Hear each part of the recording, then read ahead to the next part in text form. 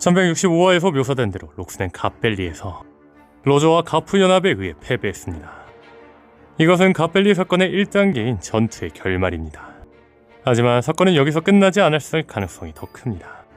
세턴의 빙의한 이무가 갓벨리에 개입하며 저 섬은 없었던 걸로 한다고 선언한 것은 사건의 2단계인 은폐의 시작을 알립니다.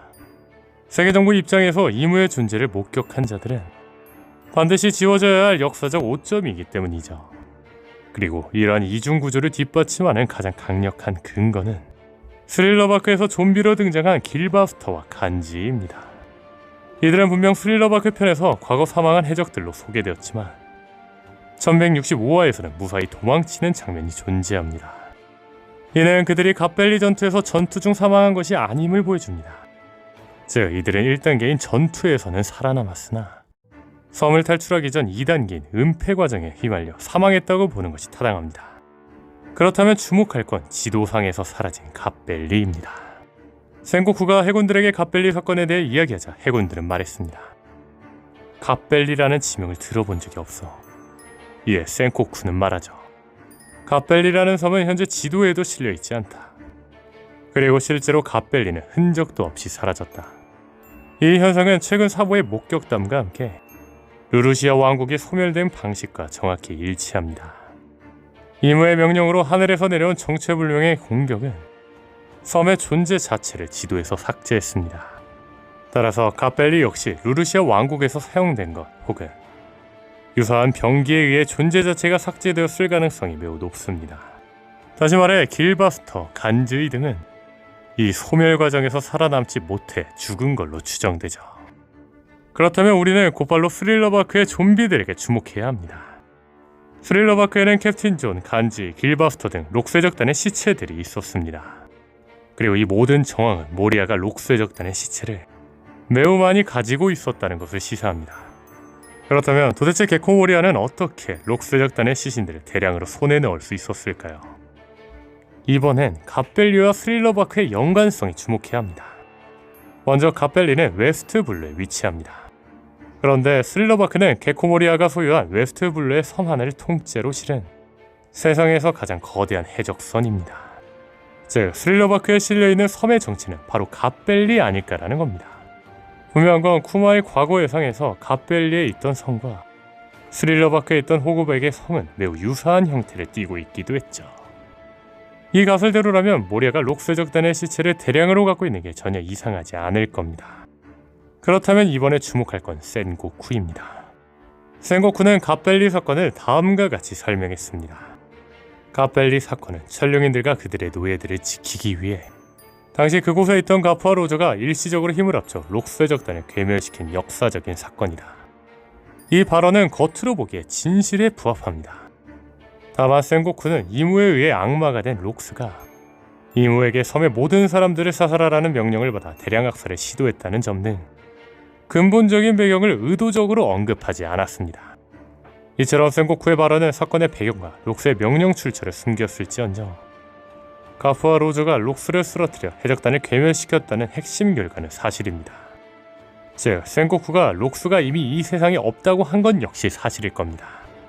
그렇다면 앞선 이무의 소멸 발언과 가프와 로저가 지백을 죽이기까지는 안 했을 거라는 걸 생각해본다면 아마 록스는 가프와 로저에 의해 패배했고 이후 이무에 의해 소멸에 엮이며 세상에서 사라진 걸지도 모르죠.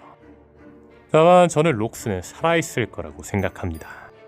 이에 대해서는 한 가지 떡밥이 있습니다. 스릴러바크에 등장했던 좀비 중 하나는 지백의 현상금 숲에서 이미지와 놀라울 정도로 외모가 흡사합니다. 과거 오다스는 록스의 강렬하고 사나운 인상을 의도적으로 이 좀비에게 부여함으로써 독자들에게 록스라는 캐릭터를 미리 보여준 복선일 수 있습니다. 다만 여기서 주목할 건 좀비의 몸에 새겨진 좀비 번호 256입니다. 좀비 몸에 새겨진 번호 256은 단순한 일련 번호가 아닌 오다쌤 특유의 고로와세를 통한 암호로 해석할 수 있습니다.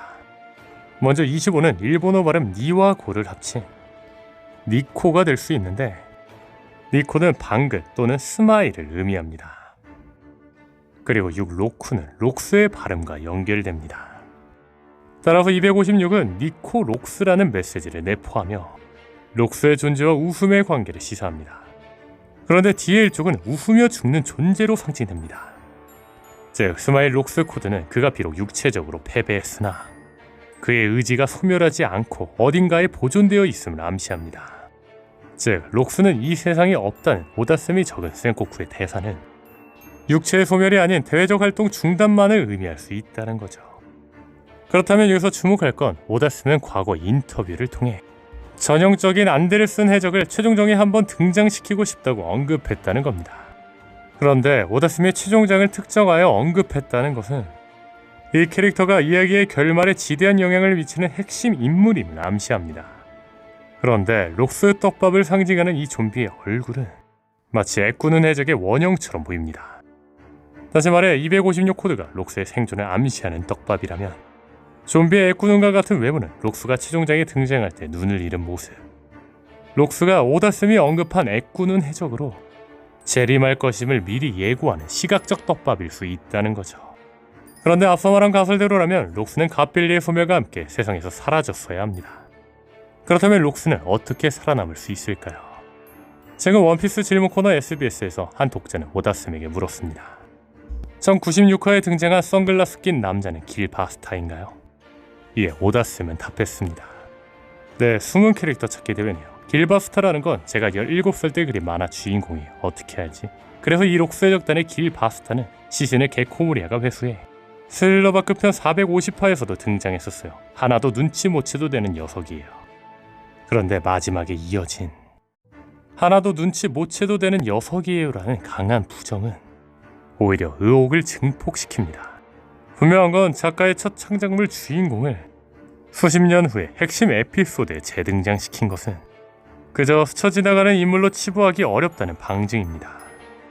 또한 눈치채지 말라는 경고는 나중에 이 인물이 매우 중요해질 것이니 지금은 관심을 끄라는 역설적인 암시로 해석할 수 있습니다. 그렇다면 생각해볼 건 현재 길 바스타는 페로나가 먹은 홀로홀로 열매의 선대 능력자였을 가능성이 매우 높다는 겁니다. 홀로홀로 열매는 자신의 영혼을 자유재재로 만들고 조종하며 대상의 정신에 부정적 영향을 미치는 능력으로 알려져 있습니다. 그런데 만약 길 바스타가 이 열매에 각성된 능력자였다면 그 효과는 단순한 유체 이탈을 넘어섰을 수 있습니다.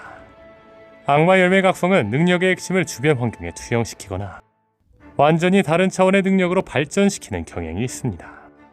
즉, 길바스타가 악마의 열매를 각성했다면 이를 통해 타인의 영혼이나 강력한 의지에도 영향을 미치거나 추출할 수 있는 단계에 도달했을 가능성이 있다는 거죠.